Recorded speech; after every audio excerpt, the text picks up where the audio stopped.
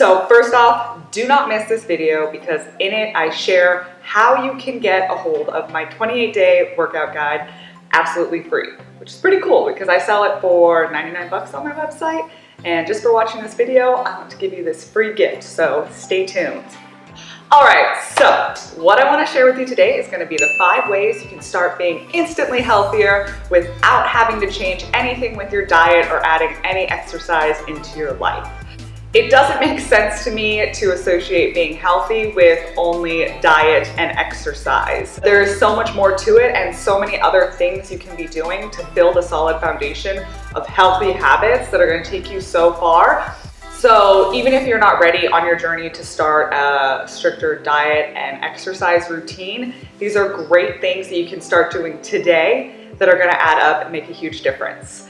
And these are all things that I personally do myself, and they've really just improved the quality of my life, so I wanted to share them with you all. All right, so we're just gonna dive right in, and we'll start with number 1, which is going to be drink more water. Oh, I know, it seems very simple, but this is a fantastic way to start. As a woman, I think I should be consuming at least 90 ounces of water. I have been challenging myself to hit a gallon a day, which is 128 ounces. 120? Yes, 128 ounces, which has been very challenging, but more on that later. So you want to be drinking more water. It helps with digestion, it helps with your energy, it helps with your brain function and mental clarity. It really is a magical elixir, and I know it seems so simple, but unfortunately most Americans are not getting enough water, and it's really a shame because we are people that are fortunate enough to have access to clean water, and we don't even take advantage of it. So start by drinking water every day. And another little tip of the day with your water is a lot of times we mistake hunger for thirst. So if you're ever feeling hungry, but you know you've eaten recently, have a glass of water and then check back in with yourself and see how you feel, because maybe you were just thirsty. And now we get to number 2, which is going to be go for a walk.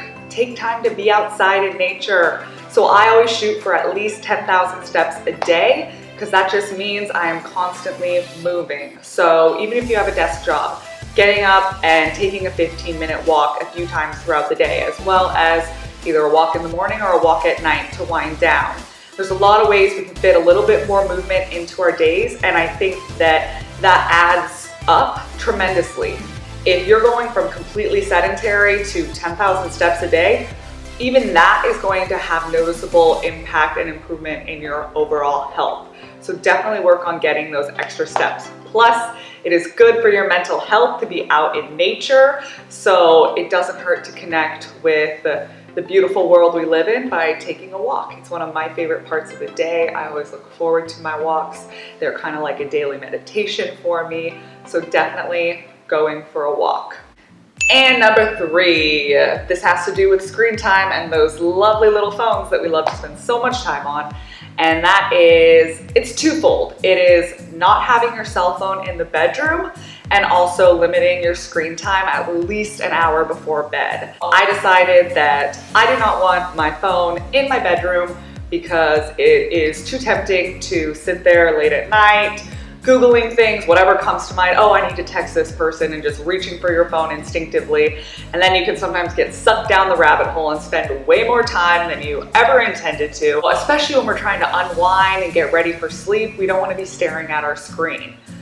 Plus, I think that it helps if you're in a relationship to keep the cell phone out of the bedroom. This allows you more time to connect with your significant other without getting distracted.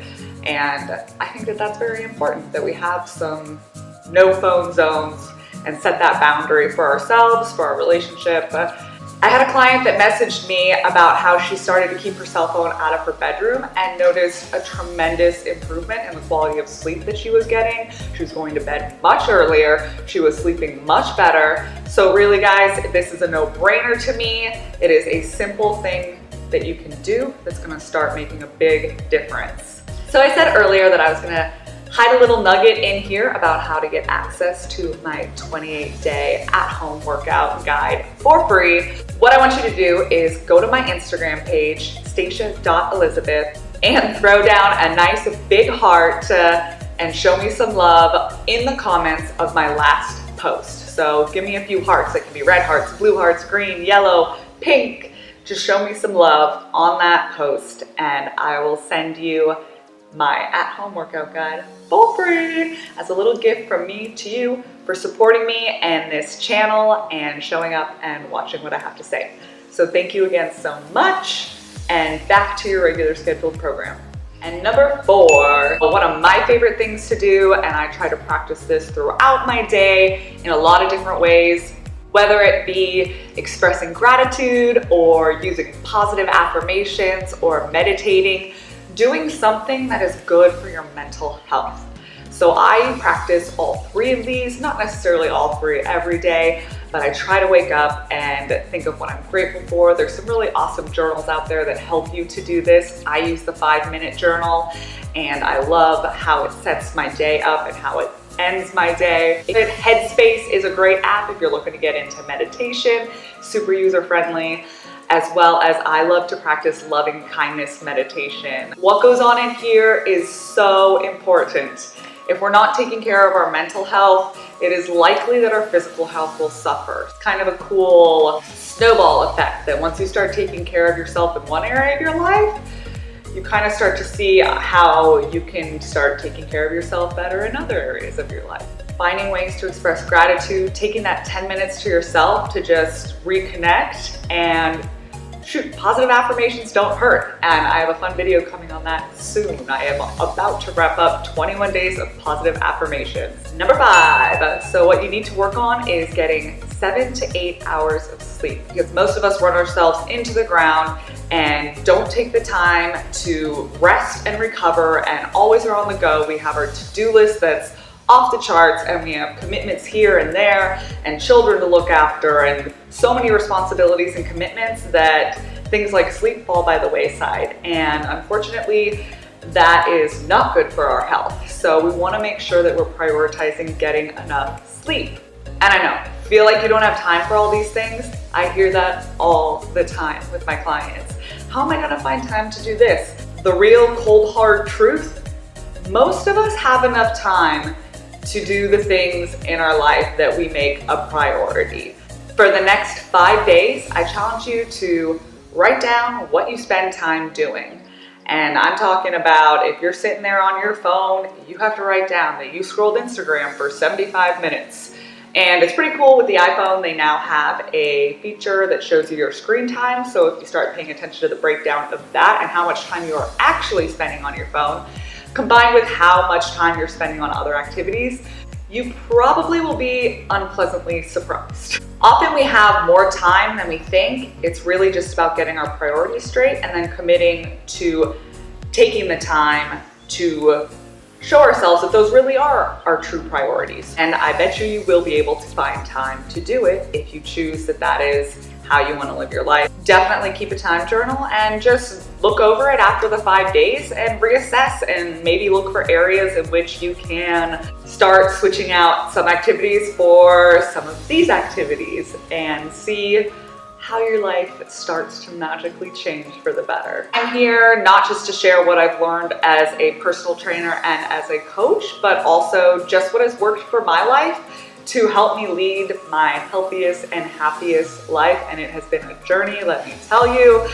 It has its ups and downs. And again, I don't do any of this stuff perfectly, but I am committed to doing my best to be as consistent as possible in all these areas, because I know how much better I feel and how much more fulfillment and joy I get out of life when I can just start to do these simple things and do them consistently.